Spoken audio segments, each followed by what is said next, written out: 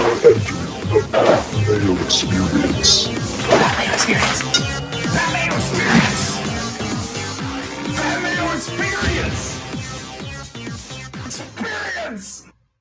Welcome to the Pat Mayo Experience, presented by DraftKings and Tony Finau 2021 BMW Championship Picks preview, one and done, and a recap of the Northern Trust. I want all of you out there right now to smash the like button to the video. If you're in the live chat, thank you, but that's not going to help us with the algorithm after the fact. In the comment section, if you're watching this not live, as we are going live directly after the Northern Trust on YouTube, on Mayo Media Network, which you should subscribe to, by the way, if you haven't, because if you haven't, what's wrong with you? Help us out. Come on.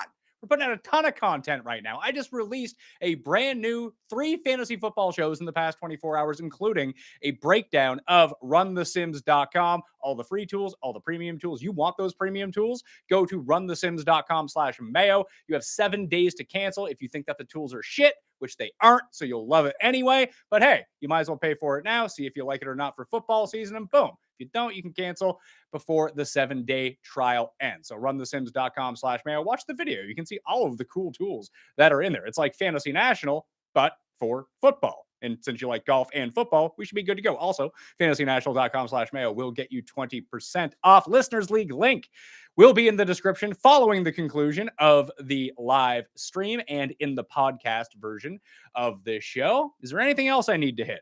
I don't think so. Geoff Fienberg, all you needed to do for Tony Finau to get over the finish line was also finally have me bet on him too. Now, I hedged out. I'm not going to pretend like I didn't, but I still locked in a big win. Tony Finau is a winner. Sir, you are only down $10,000 lifetime on Tony Finau now. Oh, no, I had a good one. We might be whole. And I spread it around too. I made multiple people pay for this. My wife goes to bed. Maybe I'll show you. You could check the feed. People also thinking like I'm gonna like come out in the negative because I got to give away a Herbert card tonight. No, just put into perspective what. Oh my God, yeah.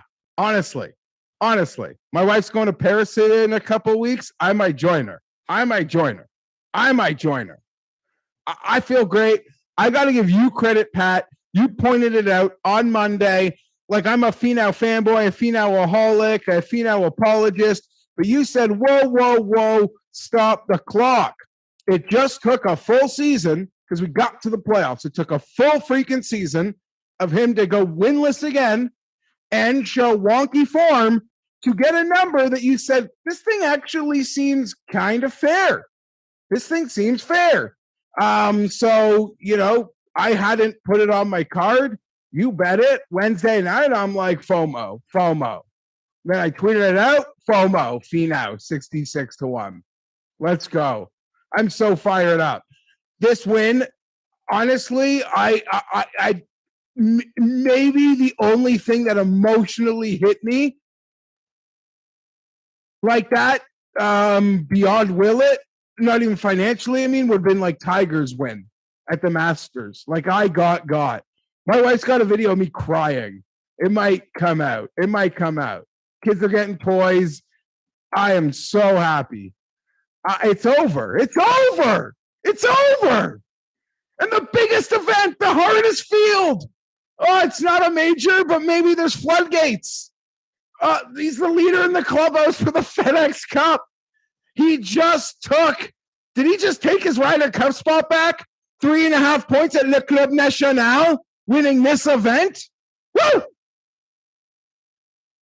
He is locked on to the Ryder Cup team now. At least in my mind, he is. He was. I thought he was going to make it anyway, and this pushes him way past it.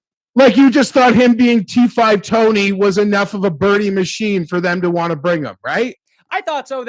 Based on his play at Whistling Straits the last time the PGA Championship was there, he just needed to show some form in the playoffs because he's had a pretty rough go over the past 2.5 months, especially with the driver. And he got, it's funny because Cust wants to take credit for it despite the fact that he cursed him into the playoff because he said he was going to miss his par putt. So thanks, Cust, for locking up the money for everyone on that one, using the powers to your advantage. But it's funny, all of the stuff that could have gone wrong, it seemed like was going wrong. pars the first par 5 on the front, makes bogey on the second one. Right after Tim says he's on Finau, he can't get it out of the bunker. It's like, well, he just made pars on probably two of the 4 easiest holes on the course. And then he just goes nuclear on the back. I cannot believe he made that 7-foot par putt on 18. It still blows my mind. I thought 100 out of 100 times he misses it. Yeah, he pulled it into that bunker off the perfect drive. I guess it was that 14, right? That like 28 footer on 14 that he kind of walked in. We were like, okay, now this feels like different. This feels different because I'll tell you, Saturday was painful with his putter. He putted great on Friday. I mean, just perception wise, Saturday he left them out there. And I don't know, whatever carpet was in Tony's hotel room, he better install that in his basement. You know, Webb Simpson has Toyota Camry carpet at home in his putting room. Apparently they like that. Trunk Toyota Camry carpet. But whatever Liberty National Hotel Tony was putting on the roll in, he said that's what he was doing during the being locked up there, putting in the hotel room. Rip it out. Bring it home. Let's go. I want to remind everyone that next week for Eastlake, that show will not be coming out until Tuesday. We're going to do Eastlake picks. It's a small field. It's 30 players. And maybe we'll give out some awards for the year because next Monday is officially the switch from full-time golf into full-time football. The NFC win total show with myself, Tim Andercust, and you, Geoff, will be doing the first of 24 weeks of the most popular show on this network? I'm fired up to do that. You tweeted some stuff today. Tim is freaking on one. He has no chill. I'm super fired up about that. I honestly have the Chargers just won a playoff game. Very few golf things do that to me on the inside. Although I wouldn't be standing if the Chargers, I would be on the floor. So inebriated. I'm trying to get there. We'll get there tonight. But I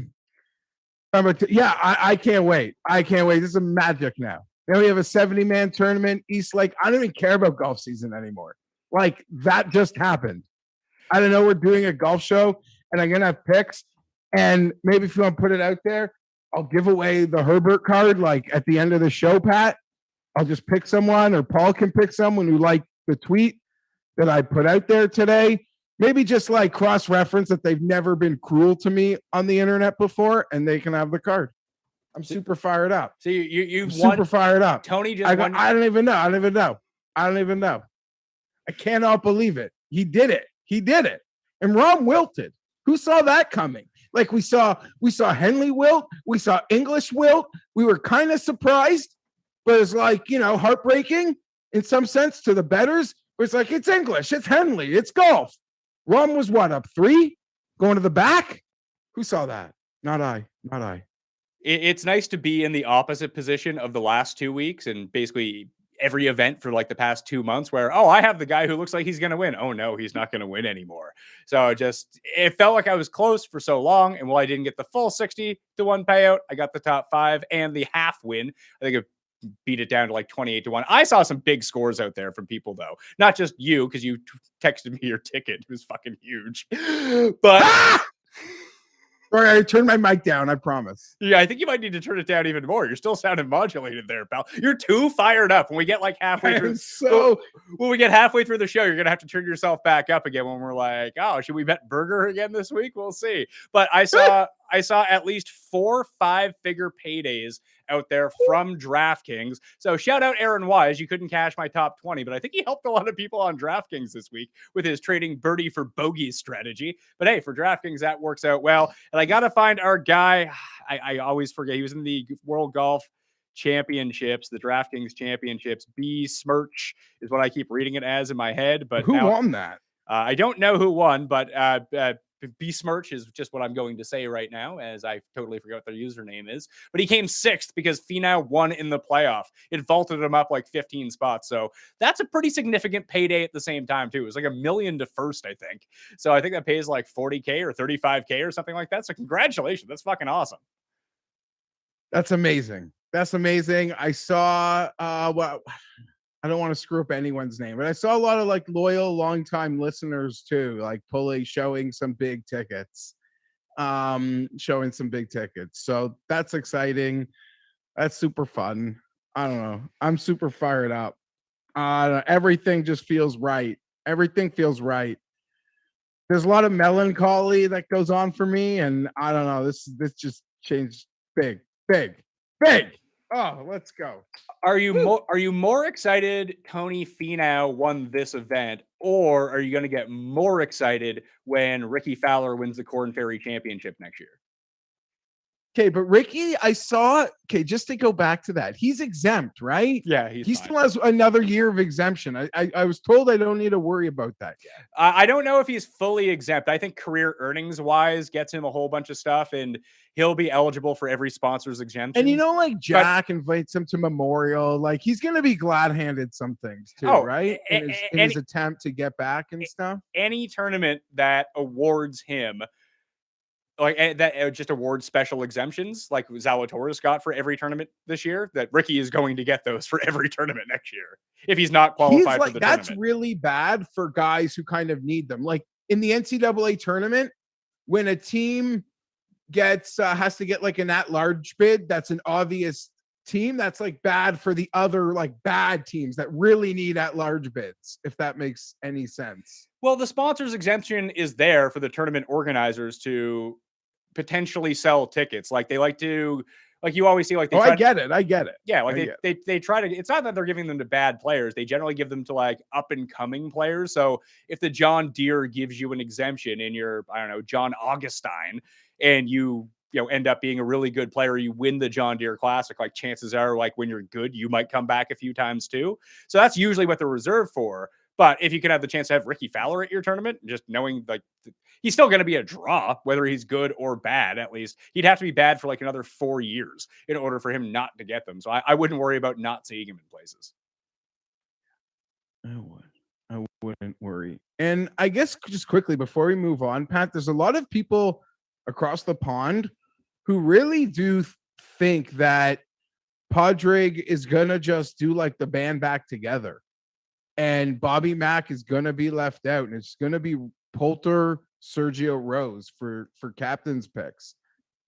When you say a lot of people across the pond think that, it's just like a lot of people over here have like their, here are most definitely the players on the team. It's like, no, that's not going to be what it is. It never is. So I wouldn't just take that to the bank by any means. Yeah, but they've been watching things that Potty's been saying and just keeping an eye on their team a lot closer. And while we think it's a foregone conclusion that Mr. McIntyre will be included, it doesn't seem to be a foregone conclusion to people sort of closer to the team. I don't mean actually closer involved, but trying to keep up regularly with the waves. Yeah, I don't want to start speculating on Ryder Cup, and we did that last week. I think Tony's on the team now. Also, Batch is me came 6th in the Fantasy Golf World Championship. So congratulations to you. That close to bringing it home. I looked at the win probabilities and like top 10 probabilities that Nelson had put out after running all the sims, and he was projected to come like 20th after the 3rd round. So a 6th place finish is not too shabby, Jeff. Not at all. Not at all. I was thinking about that tournament all weekend. I was kind of keeping tabs on it. I got lost in like the Finau bit once we got to the back 9, but I don't know. I'm envious of all those guys. I'd love to be able to, if not even get into that event, just sort of be there when DraftKings puts on that great event that they seem to do each year at this tournament when things get really back to normal. Well, when things get back to normal, maybe we'll just do a live broadcast from there. I know that they're down there anyway. Maybe they'll fly me, you, and Cuss down, and we can like do the commentary for it at the DraftKings house live on the course. Yeah, no, it seems like a great time. So yeah, I don't know. There's a lot of things on site that are kind of on my mind, but a lot of it has been taken away from us. So to the next. When do you think that we're going to see odds for the BMW Championship? Because I don't understand. I mean, I know why they're not out right now, but I don't see a reason why they're not out right now. Yeah, you would think a proactive odds maker could have literally had their odds set to the 95th degree and then what? Noren's going to get bumped up a little bit. Yeah, Noren will get bumped up. Finau will go back from 60-1 to 20-1 all of a sudden, and he becomes unbettable again. And Rahm will maintain his place. Like, he loses at the finish line again. They're not going to change that. He didn't play in a month. So you just assume he's going to be back next week. And for 97% of this tournament, Pat, for all the excitement I had betting and like making a betting card with those great numbers and making decisions, the whole time you're like, maybe they're just giving us these great numbers because Rahm is just going to run away with it. And it felt like that 2 or 3 times, but golf is stupid. And that was amazing. The same way that Buddy lost that Corn Ferry event yesterday. Like, golf is just stupid sometimes. And thank God 1 or 2 of those times it gets really stupid, you can be on the right side of it, hopefully, right? Yeah, it's funny that when you look at what like Finau did for the week, and then all of a sudden his putter just started working. Like, that's what it takes on the Pac 9 sometimes. Like, who like, and he got the break when I thought he hit it like OB. And it just turned out he was on the other fairway. It was like, oh, like, there's a break. Okay, thank you. I get it's Monday. I understand that it's Monday. The disrespect by CBS to leave us in the unknown. In the unknown. Where is that ball? Where is that ball? Does the location of that ball matter to you? Because it sure as hell mattered to me. We go to commercial. We do 7 other things. A simple update. It's clean. It's in a fairway. It's 175 yards to a hole. Would have been appreciated. All this goddamn speculating is bullshit. We can speculate. We're on the internet. We're blind. We're thousands of miles away. You're goddamn there. Dude, like, what the come on. And then his approach.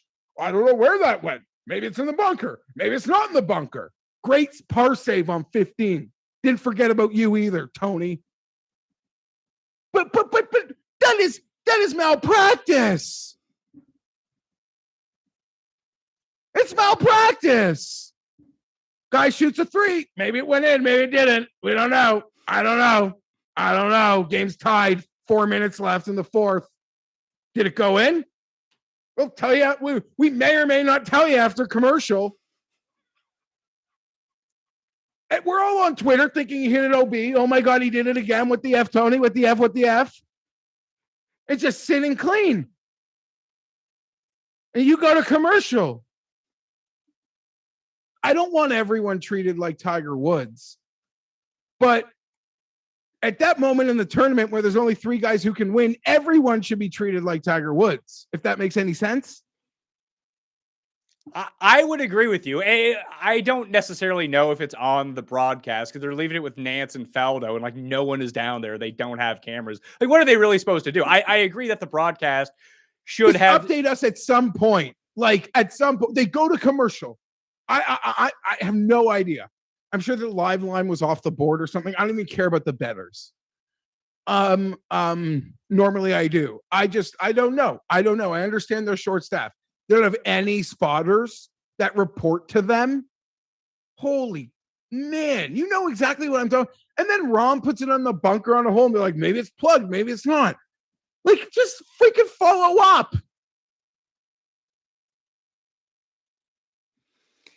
I did have one other thing that I noticed from the week. That Justin Thomas gained 7 strokes putting, which is a huge anomaly for him. But have you noticed that even when he makes putts, it feels like he's going to miss them every single time? Like, they just drop in? That was nice to see. I mean, how much of that 7 was on Thursday? I can tell you. Let's see. Do we have... we don't even have the update right now.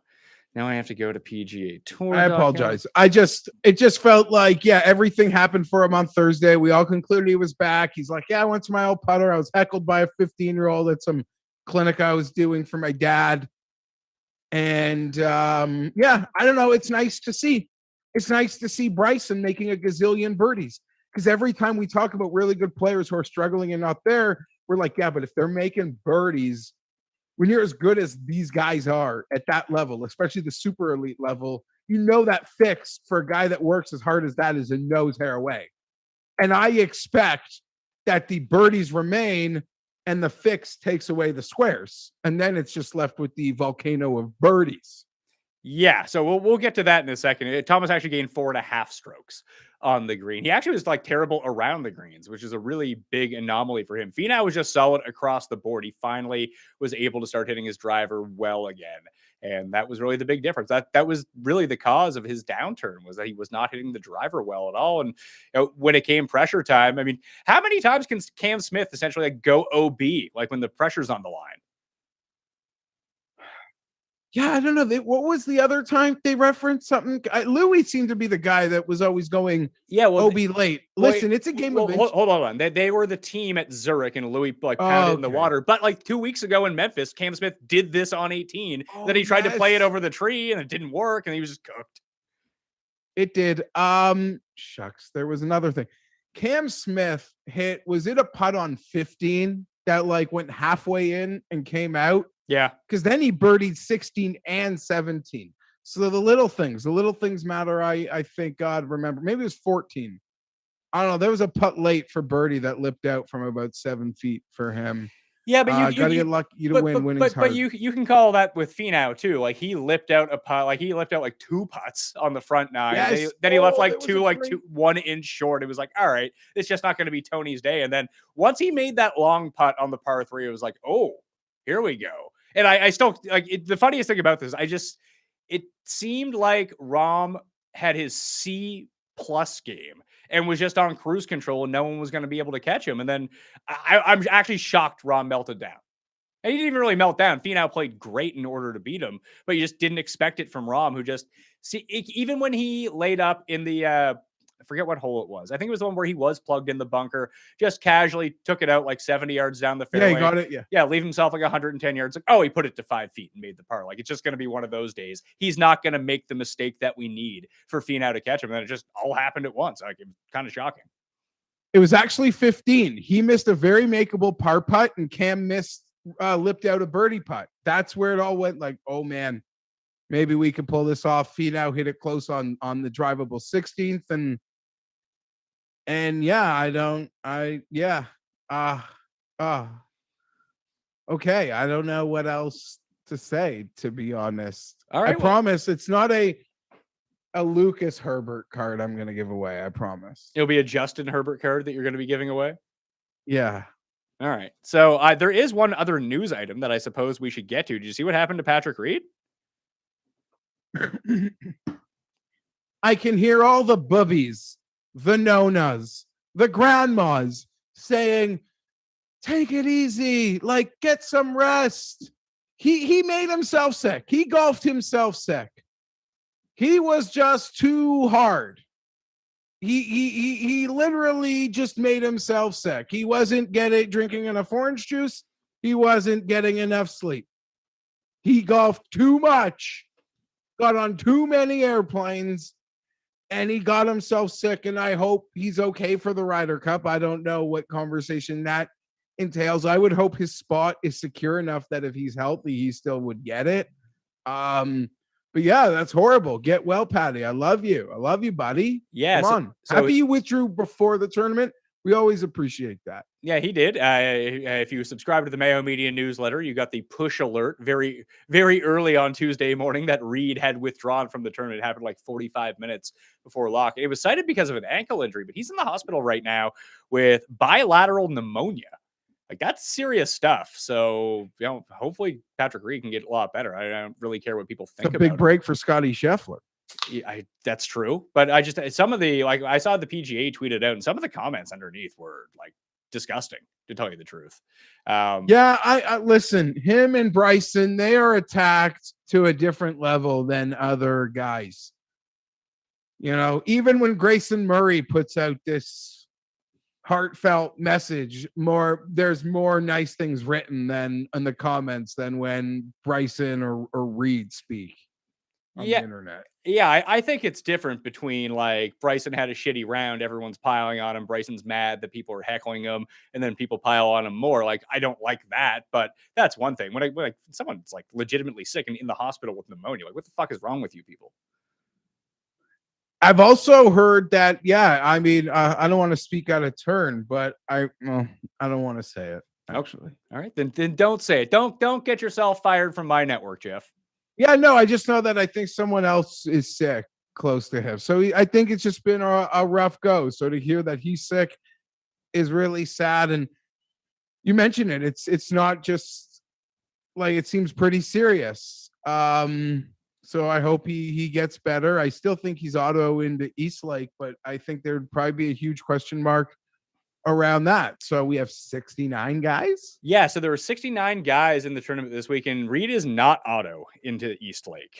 Actually, he is 26. I'll just pull up the standings right now. Actually, now that they're finalized, he was 26th when I looked at it earlier. Yeah, he's 26th going into next week with a bunch of guys on his tail and the extra points. So it's very likely that he loses his spot by not playing this week. And like the other two injuries right now are Morikawa, who claimed he had a back injury, wasn't practicing all week, and then said like, "Oh yeah, I hurt my back at the Olympics," after I rostered him everywhere on DraftKings, and he ended up missing the cut. I think he'll play, but Louis is the other one that he's now withdrawn 2 tournaments in a row. I don't know if he's going to be there for the BMW Championship. He is still 11th in the FedEx Cup standing, so he is clinched into Eastlake. So that's going to be curious to see if he ends up teeing it up or not, because you don't want to fall too far back either, do you?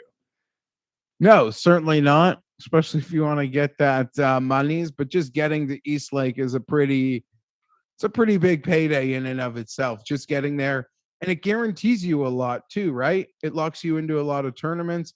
I know last year it got you in the Tournament of Champions because of COVID, just making it to Eastlake. I don't believe that would still be the case, but it locks you up pretty good. It's almost like a half win, right? In terms of what it would exempt you into, or I could be wrong on that. It gets you into the Masters, or at least it did a year ago. That's how, I mean, Kokrak ended up winning anyway, but that's how he got in. But I don't know if that was because of the COVID rules or not. Now, like, I'm just all in my head about it. I think it, like, you guarantee your tour card for like an extra year if you're like one of those fringe people. Like Munoz was in it last year, so I think that like he gets his tour card for X amount of years afterwards because he was in it. That's how he was able to get into some of these tournaments. So I don't really know. I'm not a specialist in what exemptions are being handed out because of a tournament and what's not, but it is a pretty big payday for everyone who's in the field. But if you want that 15 million, you don't want to be starting even when some guy's minus 10. It's not a hot start. Certainly not. Certainly not. I'm just trying to track down the 69 guys. I'm trying to just somehow guess what sort of odds we might be having and how they might compare to what we just saw. I'll throw it out to the chat right now. That's like, does anyone see odds that have been released at any book at this point? I just searched DraftKings Sportsbook, where people should be making their bets, but I don't see any odds up. Every book that I've checked that I play on does not have odds up for this. So I'm going to guess that we don't see them until the morning now. Yeah, maybe really late. Like you, if a book was smart, they're proactive, you pretty much could have had them 90% made. But I guess we'll see. Maybe they'll come out late. A lot of those British books, Pat, too, where sort of the ones that make a lot of the first moves, isn't it like 2 a.m., 3 a.m. there now? So I don't know. They usually make the first move and they're asleep. Yeah, that's the move. So I don't know where the odds are coming from, and it probably won't be until like Britain wakes up in the morning that they end up putting odds out for this, or maybe even in the morning our time. But I would expect them to be out pretty early. I actually just submitted my article to DK Nation right now, so it has everything besides the picks in it, but I want to talk through this with you. So do you want to talk about the BMW Championship? Yeah, I do. Also disappointed to see a lot of guys that didn't get included. And I know we're not like really doing any Ryder Cup talk, but just compare, like there are so few players on Team Europe who are still alive right now, Pat. Fitz and Hatton caught the dust this week. So interesting. Just something to note. The BMW Championship is at a course that we have never seen before. It's in Baltimore. It's called, the hell is this thing called? Sand Caves or Caves Valley Golf Club. 7,542 yards, bent grass greens, par 72. In my research show, I did a hole by hole preview of it. We looked at the scorecard and tried to hypothesize how this course is going to play. And the weird thing about the BMW Championship is that historically it's been an absolute shootout. So 4 of the past 5 years, it's been minus 20 or lower. And then last year at Olympia Fields, they essentially made it the US Open. So I will look at this course. On paper, it looks like it's super easy, but if they shrunk the fairways down to 25 yards, so they're super thin landing areas. I don't know. It's all going to depend on how thick they grow out this rough. Because if they don't grow out this rough a bunch, I want to take every bomber possible at this course. Because it looks like if the wind is at your back, you might be able to drive 3 of these par 4s. That would seem to be the case. These are sometimes my least favorite event, Pat, and then you compound it as essentially small field, no cut. I already like it even less. I mean, so many times we can base our bets. Past winners can tell you a lot. There's a player type that succeeds at a lot of these courses and can point us into that direction. I'm naked to guess what the winning score would be. And by that naked eye, it definitely seems like it would be very conducive to the guys that hit it a long way. And I don't anticipate it playing major championship tough. So at this point, they haven't scared me about any rough. Yeah, and we haven't had the players at the course because even last year at Olympia Fields, like people were tweeting out like they're on like or just putting on their Instagram like, "Oh my God, check out this rough! It's going to be impossible to play out of." Like they always do at the U.S. Open. Like half the time, it doesn't make a difference either way, and people are fine. But we don't have that luxury because everything kind of got pushed forward. That I don't think anyone's there yet, or at least anyone that we care about probably isn't there yet. Like Morikawa might be there. That's probably about it. But I don't think that anyone was really like traveling yesterday either. I'm not entirely sure. I would think guys that missed the cut got the hell out of there right before the storm immediately. Yeah, you're probably right. The guys who missed the cut probably did, but there wasn't a ton of guys who missed the cut outside of like Morikawa. Yeah, like most of the guys that made the cut are the people that are moving on in the FedEx Cup playoffs. So I guess that brings me to my second question to you: is that some of these bigger names like the Brooks, the Spieth, did they just like not give a shit on Sunday, knowing they were out of it? Or it's today. Sunday, Sorry, you mean? I mean today, Monday. I meant Monday, not Sunday. Want to. I mean, it looked like a lot of guys got off to slow starts. No, I think there's a lot of FedEx Cup points and positioning. So I don't want to say they didn't have anything to play for. I don't know. If you got out of position, I guess it ate you up. But as a bettor, I wouldn't really read much into a bad Sunday in a long week for guys who are out of contention. Bad Monday for guys who once they realize they're not in, they're just kind of going through the motions. Like, just get me out of here. Feels like a week, feels like 2.5. I thought it was really stupid on CBS's part because they always make this big push like, oh, the FedEx Cup playoffs, they mean so much. And we had guys legit on the cut line to get into next week and continue their playoff hopes, and they didn't show them at all. Like Justin Ray tweeted out that Seamus Power needed to make birdie to secure in advance, a par to probably get himself in. If he made bogey, he was probably out. Like, shouldn't we be seeing? Like, isn't that the point of the FedEx Cup is to show shit like that?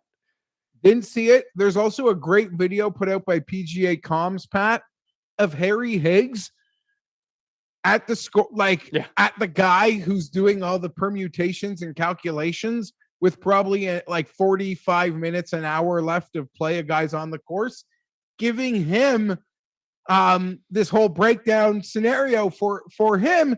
And Harry, like, everything is so genuine, and the conversation, like, yeah, there were so many real moments they didn't really hit into. Although Keith Mitchell, we give him credit, he was on the course late enough, I guess, to get that push. What a great 16, 17, 18. But you're not wrong. They didn't really care that it was the season finale for Seamus Power, that's for sure. Yeah, and that just seems really strange because you want to build this up as a brand, like, oh, every shot matters in the FedEx Cup playoffs. Because we're not going to show you the guys that could, and like that would be huge for Seamus Power. Obviously, he got the win, he locked up his card, but advancing to the BMW Championship, like anyone who sneaks into Eastlake, like he said, like it's a big difference. It's a huge deal to that player who's looking to level up a little bit. Like if somehow Keith Mitchell finds his plays really well with the BMW, gets himself into the Tour Championship, that's huge for Keith Mitchell. It's less huge for John Rahm because he's just going to be there. So there's a spot of 8 guys every single year that it really means the world to, and that's what they should be really hyping up. When yes, there was a lot of drama at the top of the leaderboard for sure. Maybe they didn't want to get away from that, but they kept cutting to Rory, who was missing 50-foot putts. That was also odd at certain points of the day. Yeah, they love dissecting everything, Rory. They were more Rory than even say Bryson, who was making a lot of birdies again. So let's talk faves in this tournament. I assume it's going to look a lot like it did last week, right? I hope so. What, when you say that, you mean 10 and then Rahm at say 10, 9, 11, and then a bit of a gap? And then that next tier, what do you mean by that? Yeah, I think that Finau will get elevated because of the win. Cam Smith will probably go from 40 to 33 or something like that, or whatever the hell I'm here. I have it pulled up right now. Rahm will linger around because it's a smaller field with 70 players. He'll be 7, 8, 9, 10 to 1. Justin Thomas probably breaks 20 again because he had a good finish. Xander had a pretty good finish. He'll probably be up around the same number. He was 20 last week. He'll probably be 20 or 18 again. It's a sort of this middle range of Spieth and Morikawa and DJ. 2 of those guys missed the cut. Spieth goes 72, 62, 72, and whatever the hell he shot today. It wasn't good. Do you think that his odds drop at all? Or is he so popular again that he's just in that spot now? I thought Spieth played really well considering how he started. I got to say, Pat, I'm real confused at what we might see. And you kind of hit the nail on the head there. That 3 golfer tier that was sort of that next wave really didn't play well. Spieth, Morikawa. Spieth didn't result well, clearly. Morikawa and DJ missed the cut. That next wave behind them was Xander, JT, Brooks, who all played very adequate. So I'm really interesting. And there was no secrets to the amount of points Bryson was getting for guys on DraftKings. There was no secrets as to what he is doing. And so I don't know. Maybe we'll see a bit of a swap. Maybe Xander becomes the second favorite just because he's so goddamn consistent. I'm telling you, I think the books will be in no. They're not going to be hard pressed to just bump Morikawa back to a commoner. I don't mean into 30s, but just with the next tier. He won that. He won the Open. They showed him a lot of love. I don't know how much betting action he's been getting at this 16 to 1 number, Olympic favorite number that we've had since.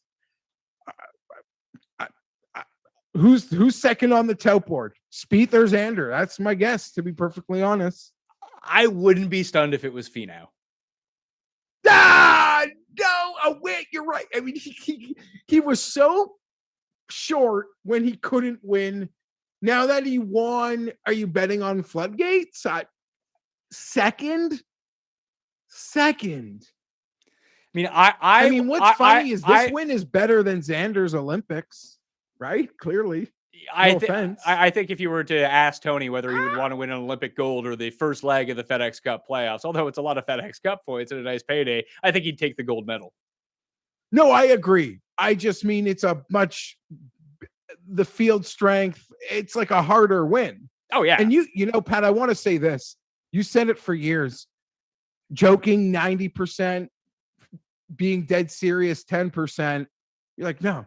Finau's just going to win a hard event at a bigger number. Never bet him at those short prices in Detroit where you think it's his time.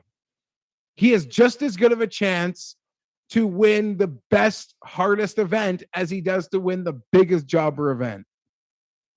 You said it for years. You said that. Yeah. And hey, listen, I'm so wrong all of the time. But once I saw the number was at 60, I saw 65s out there as well. It's it got past the point where everyone has it was clear that everyone was sick of betting on Finau because he was 25 to 1 in every event, every single week, unless it was a major, then he was 45. but now you give him at a 60. Like, the only reason that I really went at it is because I could play the each way on it and not feel bad about it. So I was like, all right, let's hammer this. Let's see what happens.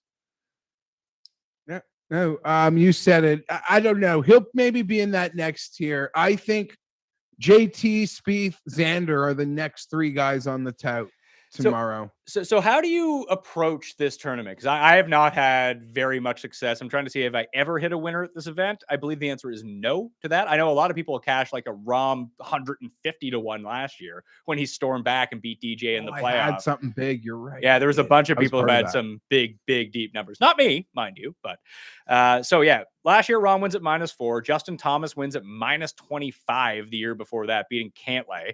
Keegan Bradley, Mark Leishman, Dustin Johnson. So where we looked at it last week and it was like, oh, it's always guys in the top 25 in the world. It kind of seems to, outside of this like weird Keegan Bradley anomaly when he won in 2018, that you want to go probably back to the top of the board again. But some guys who have slipped back down might be the shots to take. Like, I don't know. I think Cuss just said in the chat, because apparently Cuss is hanging out in the chat because he has nothing to do, that Daniel Berger has no chance to win next week. So I've been betting him anyway. Might as well bet Daniel Berger again. Yeah, I would hope to get the same number on Berger. Oh, we're getting we're getting a better number on Berger, 100%. Okay. It's a shorter field, sure. I guess give me a better number on Berger. I'd be happy to do that.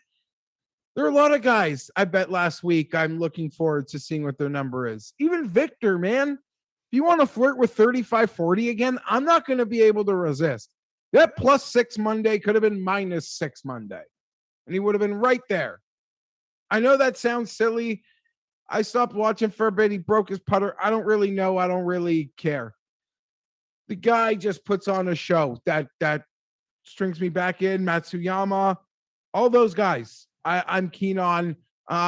Even Dustin, who was really popular with the Northern Trust setup last week, Pat, maybe he jumps behind everybody to like 28, 30, 27. Oh, there's no way they would do that, would they? I don't know. He missed the cut. Everyone else kind of played well. People like he was only getting some extra bump because it was a course he liked. I just said I think Xander, JT, and Spieth are going to be in front of him tomorrow. What about Rory? I bet him last week. Me too. I don't know. I don't know what sort of number they want to put up, but if they want to shoot a 25, a 22, I'll be real tempted again. I want to see a board that looks like last week. I could have lost a lot of money on Ron, just come home with it. Yeah, well, because I get suckered into that kind of board. Yeah, that is it was very tempting because I even wrote Rahm up as like in the Golf Digest article I do, and people get it really twisted. Like it's an outright bet fade. Like who has bad odds? And like they bet the site that they use that we have to go by. They were giving out 7-1 odds. It's like, you can tell me I can bet 3 Rorys for 1 Rahm. Now, obviously Rahm played great, but he didn't win. So the 7-1 was a bad bet. If you ended up making it, those odds seem so off when you start considering it that way. Like you could have had 3.5 Justin Thomases for 1 Rahm. Like that's kind of crazy.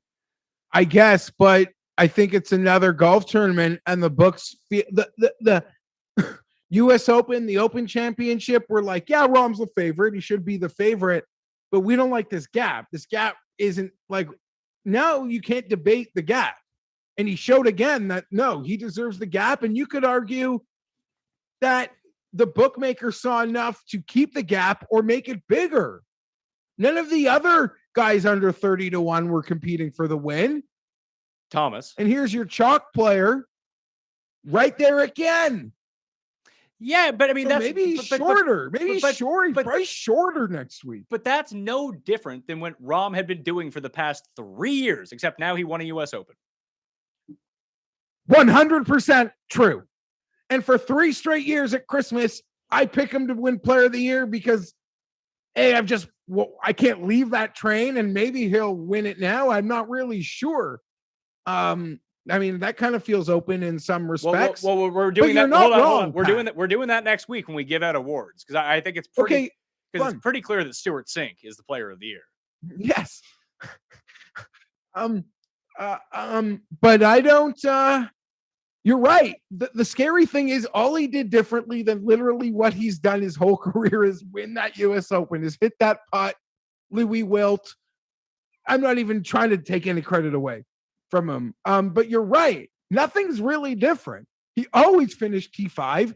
It always felt like he could win. It always felt like he was on the precipice of shooting a 62 and stealing tournaments he was out of. Nothing changed. You're not wrong. You want an open, a major, but nothing's really changed in how he results in golf tournaments. No one clipped like him. No. Are we putting Kisner on the Ryder Cup to bed now? Can we do that? Yeah, hopefully that's just done. I don't know. Coffin's closed there. Did he? No, he did. He did it. Oh, yeah, because he won. Of course, he won the Wyndham, so of course he's 31st in the FedEx Cup standings. Because I think had he come second in that event, he'd be like way out of it right now. Yeah, I don't know. He seems to have jumped big time, but he missed the cut. Yeah, no, he was inside the top 30 at the start of the week. Now he's 31st in the standings. So yeah, Chuck Hoffman made a nice run this week too. He bumped himself up. Yeah, I don't want to dance around it. I know who's going to win the BMW Championship, so I want you to guess the odds on Bryson. 22-1. 25-1. It was 28-1 last week. He's gonna be like 35-1 this week. No, he made so many birdies. We're all clamoring for it, man. Yeah, I get that we're but final group Sunday followed up his next event with 25 birdies. He's on the precipice. I think the books, if they're smart, they should feel what's going to come, what's going to hit them tomorrow morning if they give us a 28-1. You have to understand how unpopular Bryson is. So even if all of us are looking at it and being like, man, Bryson's the play, his odds won't drop until later in the week. Whatever that opening number is probably going to be the best number you get on Bryson. I'm going to say it's 33 is going to be my guess. Because people, you really think that most people are sitting around being like, oh man, Bryson made 25 birdies. Like, oh yeah, he also made like 20 bogeys. Like he didn't finish well during the week. I think a lot of people on Twitter, right, sure. A very small pocket, but we'll see. I think we're excited to make that bet. I see myself betting pretty much the same golfers I bet last week, just without Finau. He could win the next two events. I won't feel like I missed. Like I hit it. I hit the biggest number out there. Last week, I could bet Rory, Bryson, Victor, Berger. Like, I don't know, swap one of them out. Give me Hideki. Like, I'm easy right now. I'm easy. Yeah, I'm just looking at it right now. Bryson, third off the tee, 20th in approach, basically dead last of everyone who played the weekend around the green and couldn't make a putt the entire week. So I'd also be tempted if they finally gave me something fair on Xander. I don't know what that means, but I don't know, a bit of an unknown course. He's so reliable in some ways. But it's not like he finished poorly this week. He came T16. Like he just had another. I know, but at the same number, would you rather, like, if Rory's at 22 and Xander's 20, you'd rather Rory? Yeah, I always bet Rory. It's a Fazio course, just like Quail Hollow. So you almost got to go with Rory, right? I don't disagree with that. Any thoughts on I don't know. Cantley Berger's always kind of a decision for me. Cantley always seemed to be lingering. I didn't follow him at all, though. I'll be honest. I kind of wanted bad things to happen to him because I almost bet him, almost rostered him a lot and didn't. He ended up coming T11. Like he finished at -12, just a very steady 68, 60. He had all 4 rounds in the 60s. So we got you a bonus on DraftKings, but where did he finish for the week stats wise? He was 5th around the green, 24th in putting. The approach play was not good. The driving was pretty average, to tell you the truth. So at least with Berger, I want to go check out Berger's stats here. Just give me one sec. He's still highlighted for me. He finished at -5. He was T56. That's why, like, Berger was 35 last week or 33 last week. I have a feeling like you're going to see a 40, maybe a 45 on him. Like he just feels like a forgotten man at this point, but he was 7th in approach. The approach continues to be good. He lost 6 strokes putting. That is very atypical for Daniel Berger. He was really bad around the greens and the driver was like mediocre, but as long as he continues to hit his irons that way, it just feels like he needs a hot putting week and he's going to win. Yeah, of course. I don't know. I'm a sucker for the guy. I bet him all the time. And every time I bet him, he does something that's just enough to me to keep wanting to bet him. Like I see enough, whether it's in the final result that sometimes doesn't even involve contending. Like you see how well he played US Open, Open Championship, St. Jude players, or, well, if results are great, didn't actually contend, or it's just something statistically in a bad scoring week, like you just point out. It's like, no, how can I leave this guy? How can I leave him? How can I leave him? Hey, if there's only gonna be so many guys that I'm gonna take this week, like I think I only had 4 on my betting card outside of like the 300 to 1 on Wise and a FOMO on Siwoo, but I try to keep everything pretty close to. I didn't go to the very top of the board, obviously, with Rom. I started at 22 with Rory, then Berger, then Hideki in the 40s, then Finau in the 60s, like those 4 guys. I'll probably construct a very similar card of 3 or 4 guys. I know Bryson's going to be on it. I know Berger's going to be on it. And frankly, I think it just depends on which one of the other falling elites we can go to. Like if you can catch a Dustin at 28, or even it's not like Rory had a great week. Maybe some people will be off of him. If we got 22 last week, why wouldn't we get 25 or 28 this time around? It's not like we lost like good players from the field. We lost the crappy players from the field. I don't know. I'm really hopeful the odds look like last week. In some ways, why wouldn't they? Because Rom was the only dominant player of the guys in that under 30 to 1. And going from 120 to 70 shouldn't really change how the guys at 30 to 1 are priced, correct? Like that shouldn't really have a bearing on any of that. I don't. Who did we lose? Who cares? No, it shouldn't. But all of it will be predicated on it'll all be based on how they played this week, right? So like Cam Smith gets a boost because he played well. He was like 45 to 1. He'll be 30 to 1. Finau will jump back probably up to either 30 or like 25, or maybe even crazier if people are real keen to bet on Tony Finau. So if you elevate those two, we didn't lose anyone. Theoretically, everyone else would kind of have to drop. Theoretically. I mean, we didn't talk about it, but if they posted a 10 on Rom, would you consider doing Rom and like a guy at 40 and calling that a card? No, or like 2.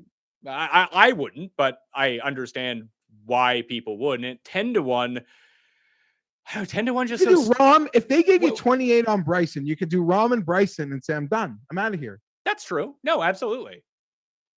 But 3 Brysons for 1 Rom, may just double my bet on Bryson. It still wouldn't even have to equal my bet on Rom. I don't know, man.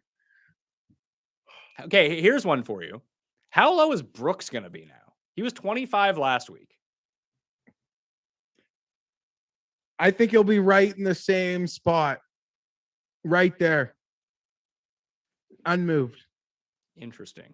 I think he's going to be a little bit lower because sentiment, like we've seen this with Brooks a bunch of times, like when things are perceived as not going well for him, it flips really quickly.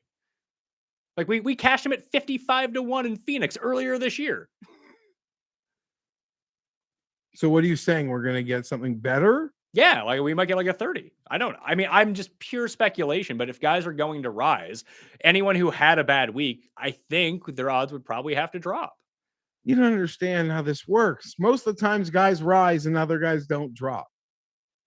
I just don't see it in the field. Like if that was the FedEx Cup field, the strongest field of the year, and that's how it was priced, I don't see why this one would be like harder. I don't know. Maybe a wild card, a course, bring some unknowns. I'm not really sure. I can't wait to see a board like last week and be ready to pounce on Bryson or Rory at a big number. And in that next wave, it's Berger, Decky, Hovland, who I would be looking at numbers for. I mean, Hovland was 35 last week.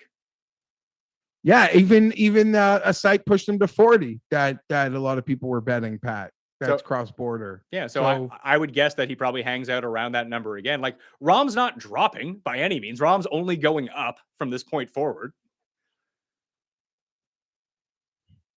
Yeah, I don't disagree. Although the funny thing is, we talk so much how I know Finau, like we agree his talent is different than maybe where he was priced. But I guess in the end, it was another big event where north of 50 was actually where the number came home, you know? Yeah, I'm just looking at the very bottom of this field of guys who got in. I want to look at Casey because Casey ended up making the cut. And through like 3 rounds, he was just god awful on the greens. I don't know if he got any better today. So, he was just marginally better because he only lost 1.2 strokes putting. But for the event, he lost 6.4 strokes putting. He was 15th off the tee. He was 9th in approach. So we've now seen Answer win. We've seen Finau win. Phil got to win. Should we just be betting the guy who's like, I mean, if Louis plays, do we just bet Louis? Because you have to remember he's back in the field this time too, more than likely. So he'll be vaulted back up into that 25 range, adding another name too. I would argue if we're just saying like who's more due than anybody, maybe we just bet Scheffler. That could be how did Scheffler do that? I didn't even see his name this week. Not well, I don't think. But like in terms of most due for a win, because as much as we make fun of Louis, it was a long time ago, he still has wins. Scheffler, I think, is the most due non-winner. I mean, Answer and Finau just won. Let's go.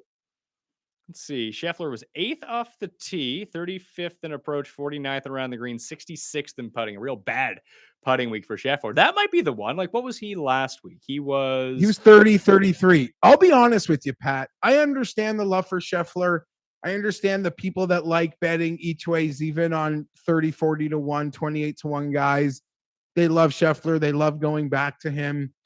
From an outright win market, I'm still, and I'm a fanboy, so take this with a grain of salt. I'm still more comfortable betting on Victor. Like, I get that I wouldn't want to pick Scheffler over Victor in head-to-heads, but from winning, I'm still thinking I'd rather bet Victor.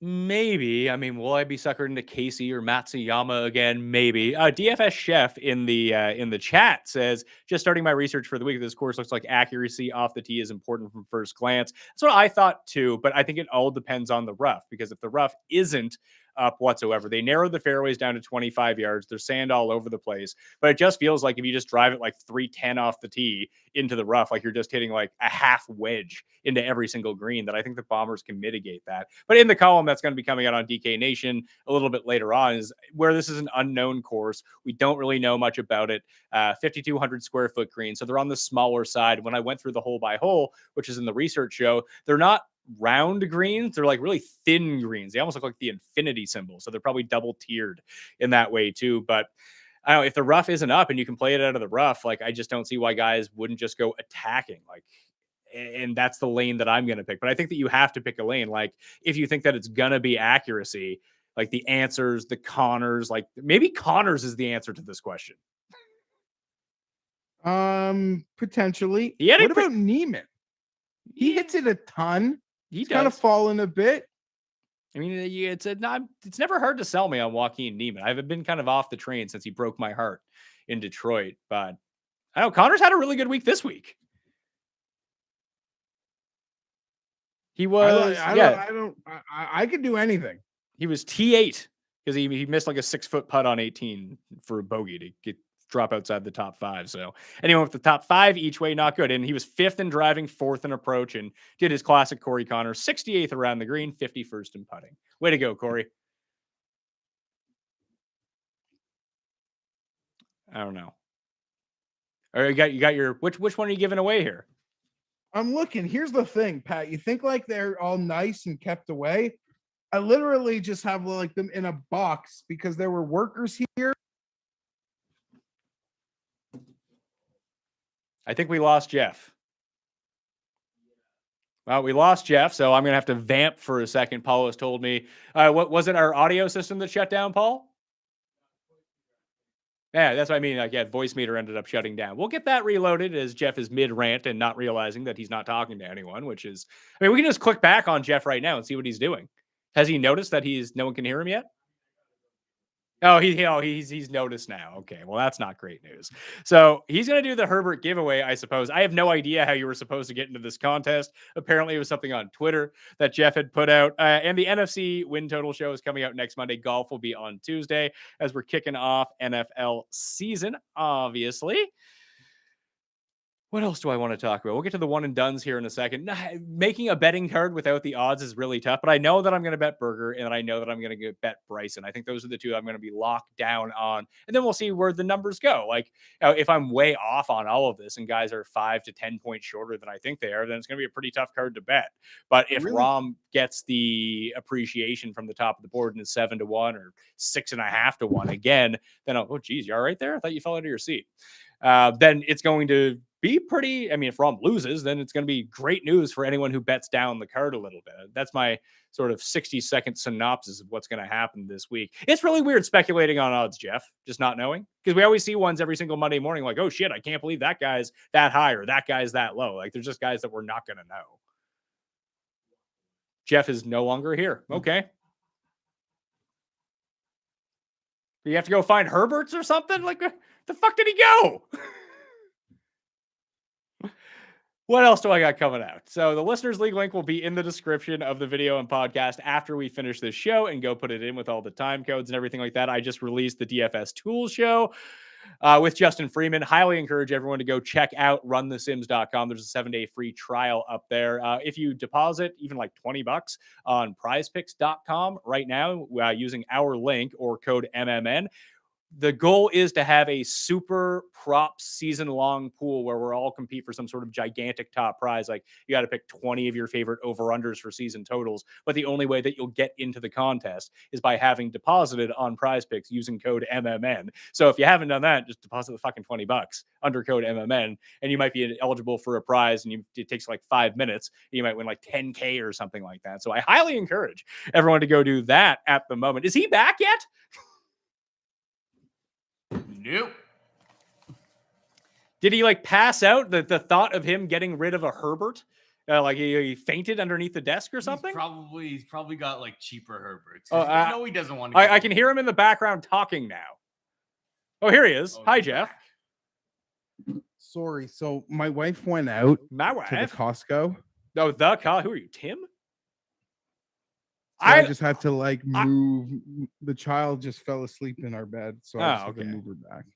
I thought you were going to come back and be buck naked. I'm not going to lie to you. Oh, I just assumed that you only. so I don't had, really know like, what really good to Herberts give and away. only, and Well, I didn't did wanna say I'd the give Herberts away that you a Herbert auto numbered. So pick one. How did people get in this draw to begin with? there was no actual way to get in. I just kind of put something out. Should I like post it, or should I just let it be exclusive to the people that were already in? I was just going to let people who liked my tweet earlier with no orders to do it. Or people maybe didn't like it and are waiting for me to actually give out a contest. Shit, what should I do? Well, how about this? How about you come up with some sort of system that you will tweet out, and I will tweet it out as well, and we'll get some interaction on that, and we'll give it away on the NFC win total show next Monday.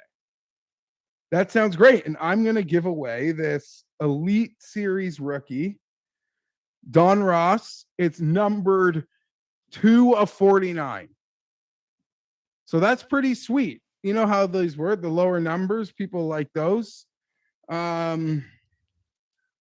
There it is. How about this? Jeff is Jeff is. You're gonna have to do all the things in the giveaway. Don't be afraid to rate and review the Pat Mayo Experience audio podcast and leave your Twitter handle in the review once you rate it 5 stars, and subscribe to Mayo Media Network on YouTube as well. You do those two things, maybe you're a bit higher up on the list, but Jeff will have the instructions at gfienberg17. But I can tell you, doing those two things and probably subscribing to the newsletter, and that way I just have your email to call you a winner, then all of a sudden you're looking pretty good. What do you think, Jeff?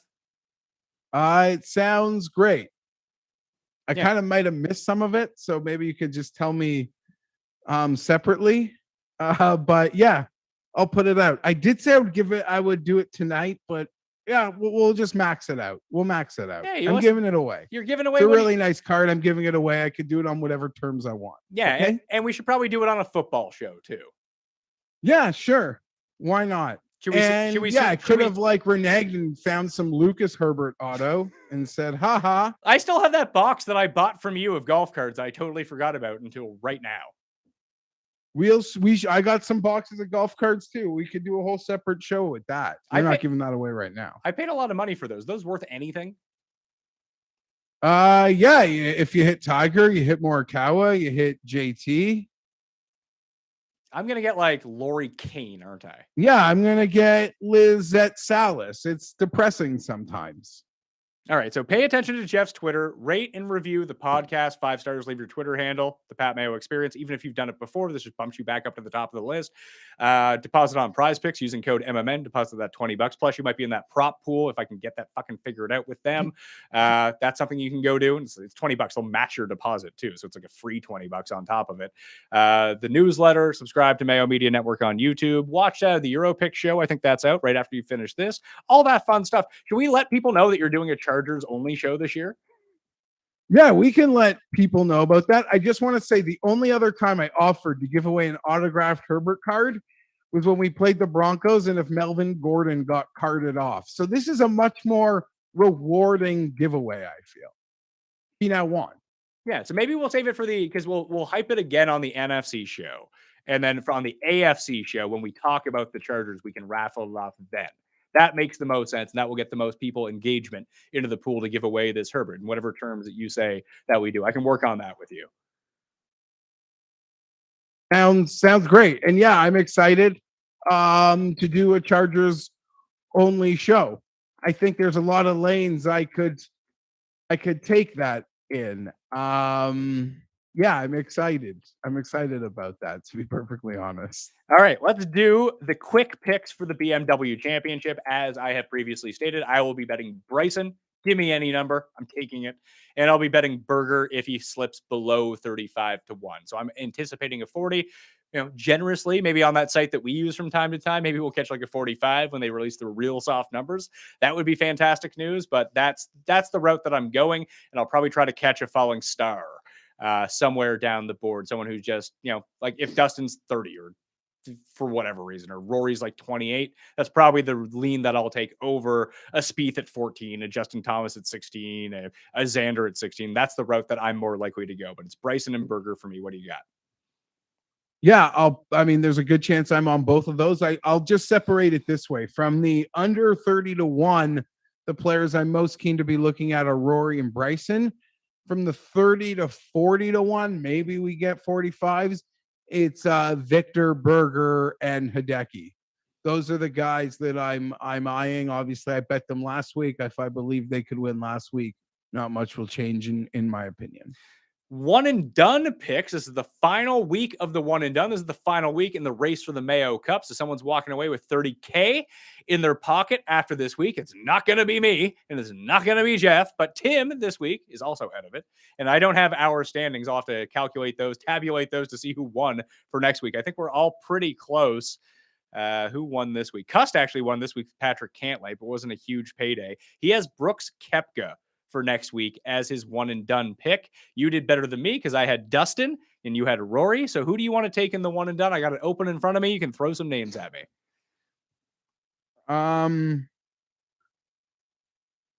Who do I want to take? Hideki? Have you taken Hideki? Search Hideki. You used Hideki at the Farmers Insurance Open. That makes sense. Scheffler. Scotty Scheff, you have not used. In fact, only Cust has used Scotty Scheffler so far this year. So Scotty Scheffler is going to be your pick for the BMW Championship. Fuck am I going to take now? I might have to TBD this for later because I think I've used every good player just in the absolute wrong week. Have I used Rahm? Yeah, I used Rahm at the Byron Nelson. I think he missed the cut. So I've used Berger, I've used Bryson, I've used Rory. Subscribe to the newsletter to see who I take as my one and done once I figure this out. I don't want to sit here and go through all the names and search this for 10 minutes and figure out what's going on with me. So that will wrap things up on the Pat Mayo Experience. The Listeners League link will be down in the description afterwards. You can follow Jeff on Twitter at GFienberg17 to see what his giveaway for the Herbert card, which we've now kicked down the can in a week and a half. But NFC win total show on Monday. The AFC will probably be later on in that week. That's when the Herbert card will be given out. It sounds like how much is that card worth, Jeff? I honestly haven't checked the value of any of them in so long. They've kind of just been sitting in a box.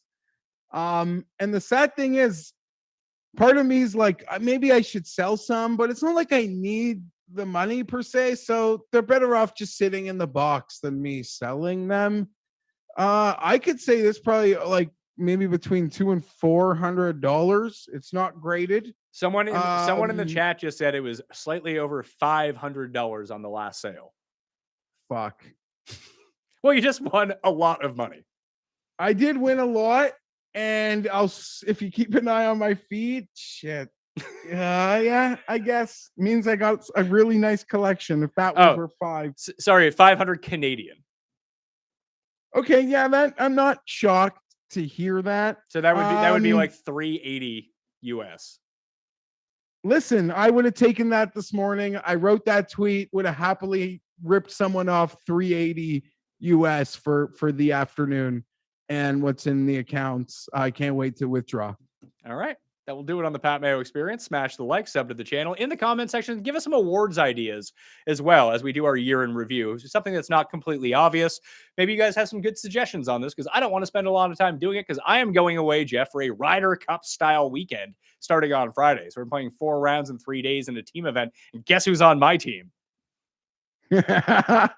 Hey, but apparently he's got a good record in his matches, right? Didn't he bring home a couple points last year in this contest that you were stuck at home for? Yeah, the team that I am joining was actually the team that won. It's full of all of like the conservative players who are going, and like if there's any par 5 that you might be able to get into, no, laying it up with going like 9-iron wedge into the green. So now I'm bringing. Oh, I thought you meant politically conservative. No, like golf conservative, like smart decisions. If you're in the woods, no one's making a hero shot. You're playing it out like laterally. If something's too buried, it's like, no, that's an unplayable. I'll take my drop. Where now I'm joining the team. It's like, no, man, I can most definitely get that out of the woods. Give me a hack at this. So I'm going to be carding like 9s across the board, just trying to go for the green every single time. And are there any team matches? Like, could you and Tim get an alt shot pairing together, or what? No one is good enough for alternate shots. So yeah, I know.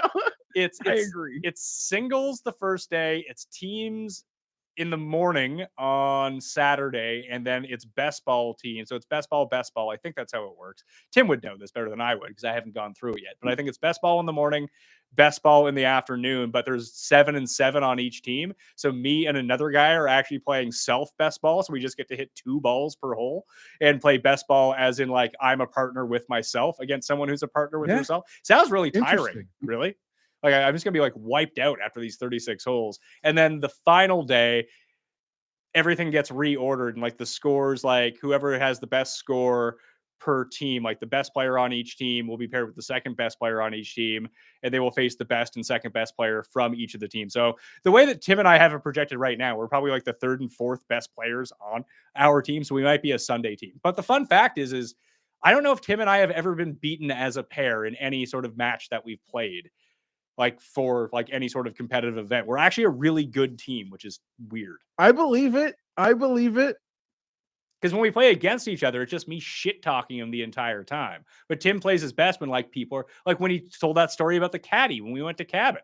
The guy just followed him around telling him how great all of his shots were. They started playing great all of a sudden. So I just need to be like his hype man, keep his spirits up, then he'll start playing really well.